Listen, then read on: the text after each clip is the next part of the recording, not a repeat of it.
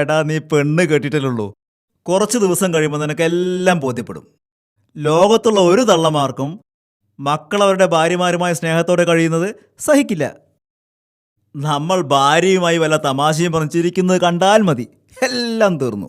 നിനക്കറിയില്ലേ, എൻ്റെ ഉമ്മാക്ക് എന്നോട് എന്തൊരു സ്നേഹമായിരുന്നു. കല്യാണം കഴിഞ്ഞ് 2 മാസം തീർന്നപ്പോൾ എന്നെ കൊല്ലാനുള്ള ദേഷ്യമായി.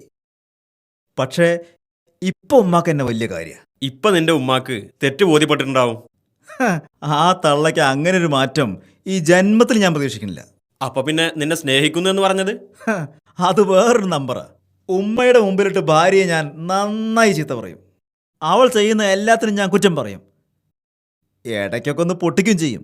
അതോടുകൂടി തള്ളയുടെ കലി മാറും. നീ നിന്റെ ഭാര്യയോട് ഇങ്ങനെയൊക്കെ ചെയ്താൽ നിനക്ക് നിന്റെ ഉമ്മയെ നിയന്ത്രിക്കാം. അല്ലെങ്കിൽ കുറച്ച് ദിവസം കൊണ്ട് ഒരമ്മായിയമ്മ തള്ളയുടെ തനി സ്വരൂപം നീ മനസ്സിലാക്കും.